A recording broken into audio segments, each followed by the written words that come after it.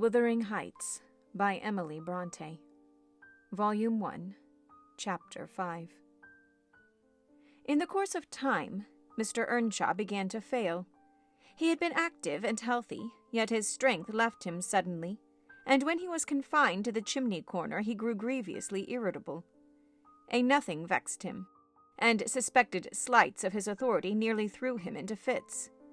This was especially to be remarked if anyone attempted to impose upon or domineer over his favorite. He was painfully jealous lest a word should be spoken amiss to him, seeming to have got into his head the notion that, because he liked Heathcliff, all hated and longed to do him an ill turn. It was a disadvantage to the lad, for the kinder among us did not wish to fret the master, so we humored his partiality, and that humoring was rich nourishment to the child's pride and black tempers. Still it became in a manner necessary. Twice or thrice Hindley's manifestations of scorn, while his father was near, roused the old man to a fury. He seized his stick to strike him, and shook with rage that he could not do it. At last our curate— we had a curate then who made the living answer by teaching the little Lintons and Earnshaws, and farming his bit of land himself. He advised that the young man should be sent to college, and Mr. Earnshaw agreed, though with a heavy spirit, for he said, "Hindley was not, and would never thrive as where he wandered." I hoped heartily we should have peace now.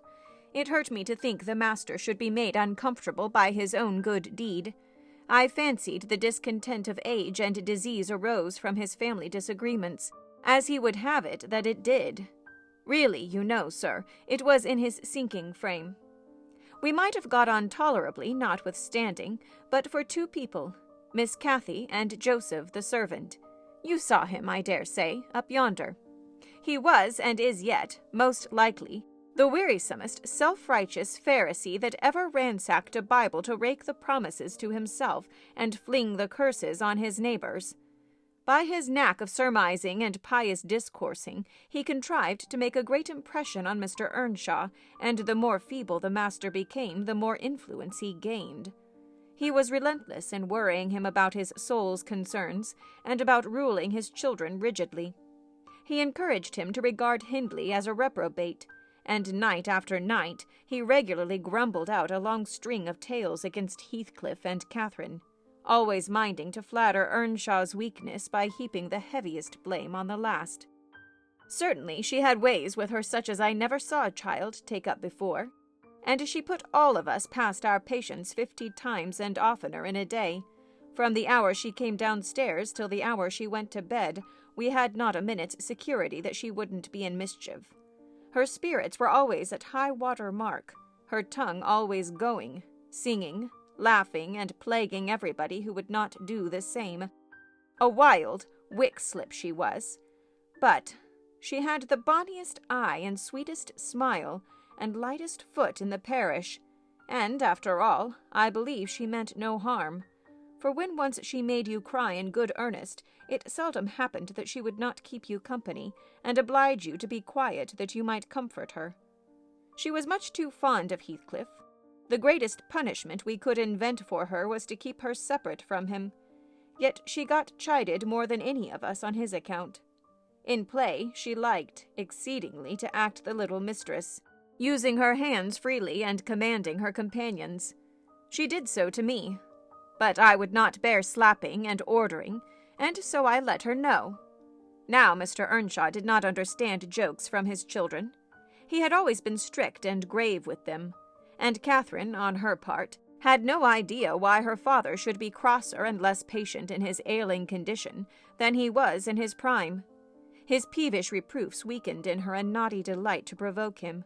She was never so happy as when we were all scolding her at once, and she defying us with her bold, saucy look and her ready words, turning Joseph's religious curses into ridicule, baiting me, and doing just what her father hated most, showing how her pretended insolence, which he thought real, had more power over Heathcliff than his kindness, how the boy would do her bidding in anything, and his only when it suited his own inclination.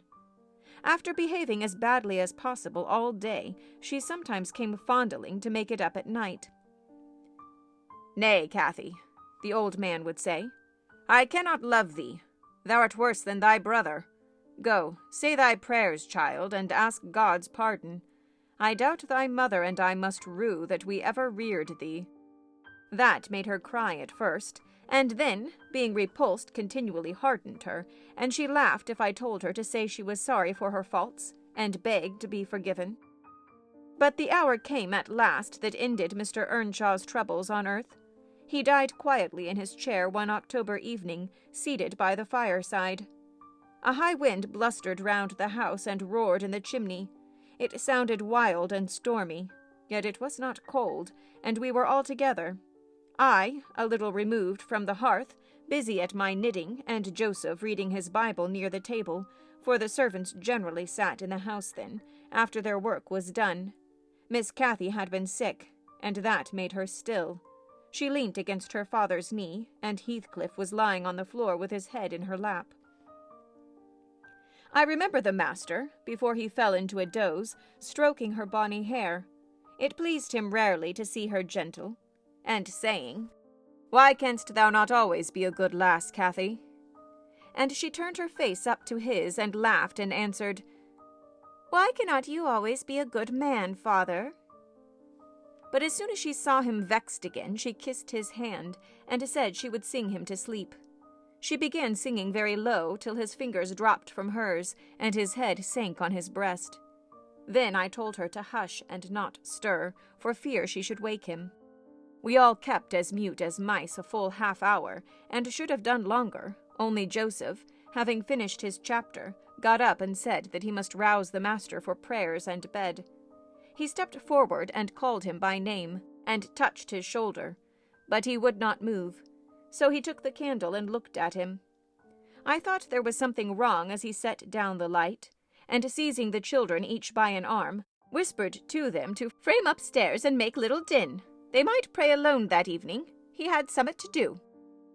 "I shall bid father good night first," said Catherine, putting her arms round his neck before we could hinder her. The poor thing discovered her loss directly. She screamed out, "Oh, he's dead! Heathcliff! He's dead!" And they both set up a heart-breaking cry. I joined my wail to theirs, loud and bitter, but Joseph asked what we could be thinking of to roar in that way over a saint in heaven. He told me to put on my cloak and run to Gimmerton for the doctor and the parson. I could not guess the use that either would be of then. However, I went, through wind and rain, and brought one, the doctor, back with me. The other said he would come in the morning. Leaving Joseph to explain matters, I ran to the children's room. Their door was ajar. I saw they had never laid down, though it was past midnight, but they were calmer, and did not need me to console them. The little souls were comforting each other with better thoughts than I could have hit on. No parson in the world ever pictured heaven so beautifully as they did, in their innocent talk, and while I sobbed and listened, I could not help wishing we were all there safe together.